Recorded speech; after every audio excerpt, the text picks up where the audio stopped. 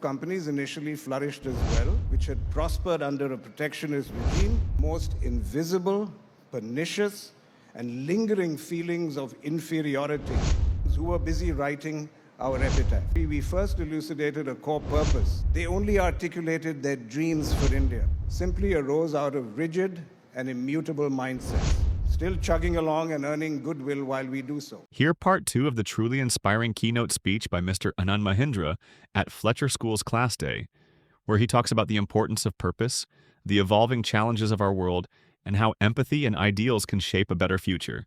Enjoy the video with subtitles, along with word meanings for select intermediate and advanced level vocabulary. Our founders started the company with a high sense of idealism, setting out to prove that Indians could, in fact, build a new nation. And in fact, when the company commenced business, the first advertisement they came out with in 1945 had nothing to do with products or services. They only articulated their dreams for India, a set of principles and ideals with which they were starting business. And that was in 1945. Over the years, obviously, India has confounded the naysayers and shaped itself into the world's largest democracy. And the Mahindra Group of companies initially flourished as well, since in a bid for self-sufficiency, much of Indian industry was protected from external competition. However, in the early 90s, India and Indian industry were both in crisis.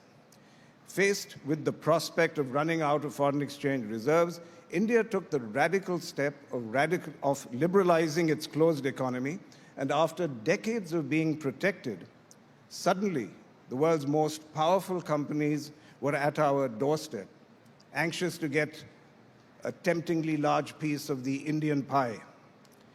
For old economy companies like ours, which had prospered under a protectionist regime and had forgotten really how to compete, the opening up of the Indian economy was like the Grim Reaper knocking at the door. And seriously, there were people around, large consultancy firms, who were busy writing our epitaph. And yet, 3 decades later, here we are, a multi-billion-dollar group, still chugging along and earning goodwill while we do so. So how did we do it? Well, obviously, there were many ingredients. But to my mind, the most important one was to harness the power of purpose. We found ourselves in a very strange back-to-the-future kind of situation, where once again we had to prove that we as an Indian company could do it, that we could not just survive, but thrive in the changed economic landscape. And drawing upon an Indian narrative and upon our corporate history, we first elucidated a core purpose that would galvanize people to come to work in the morning and give off their best. Now, that core purpose was simply to say, Indians are second to none, and we will make products that will prove that to the world. I know that sounds terribly parochial, but please understand, at that time it was a cry to shed the most invisible, pernicious, and lingering feelings of inferiority and a lack of self-belief, which was the bequest of colonialism.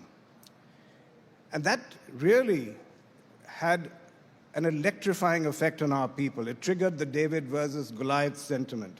It tapped into our collective memories of our founding days, where we had succeeded against all odds because we had something to prove. And it fueled our self-belief.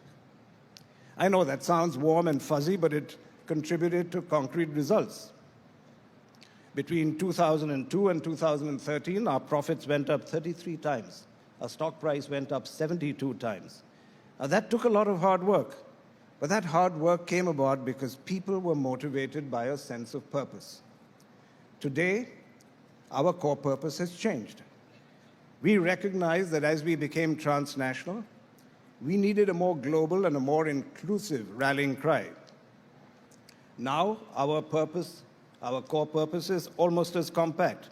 It is to drive positive change in the lives of our communities to enable them to rise. And we often encapsulate that in just the one single word, rise.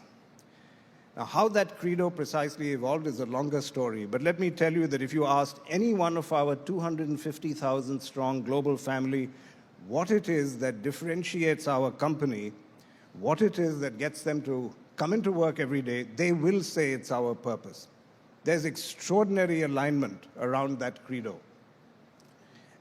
And I want to underscore the fact that we adapted our purpose to new realities. I believe it's important to accept that purpose can evolve and it can transform, because many of the problems of the world that I alluded to earlier simply arose out of rigid and immutable mindsets. Now, I'm a hard-headed businessman, not an armchair philosopher, but personal experience has taught me never to underestimate the power of purpose in business or in life. And there's no shortage of role models. But I'm not talking about larger-than-life cliched icons.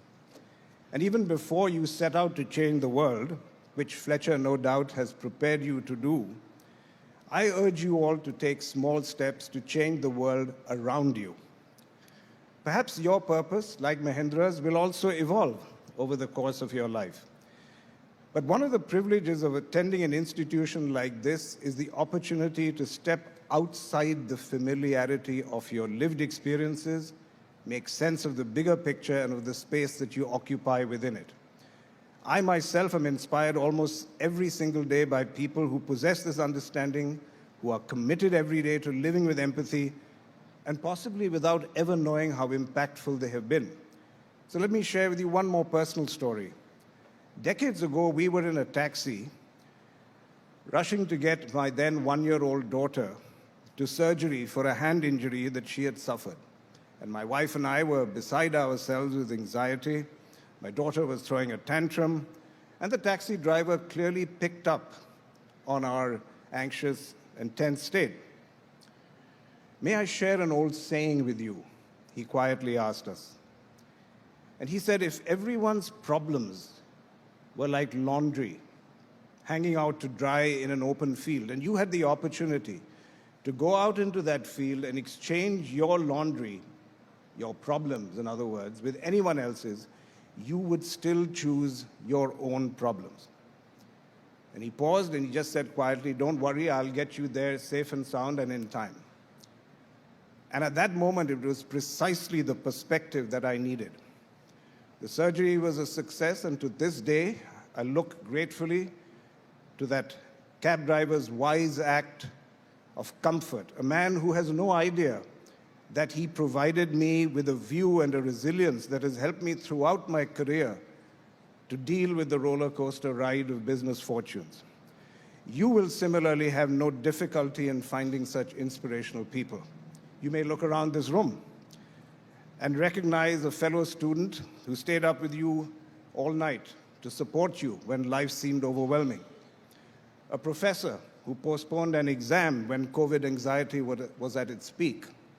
Parents who have worked tirelessly and sacrificed much to enable you to celebrate today. These are people who commit themselves to helping others rise in small but meaningful ways every single day. People who have come to understand the significance of empathy. They find ways to shape their world into what it ought to be.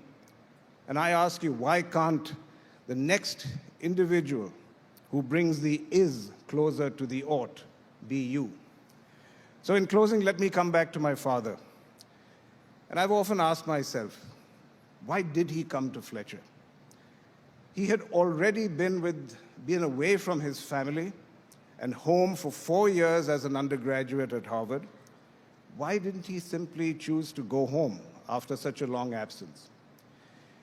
And if I were to guess what went through his mind, I would say he stayed on because he saw a new world in the making.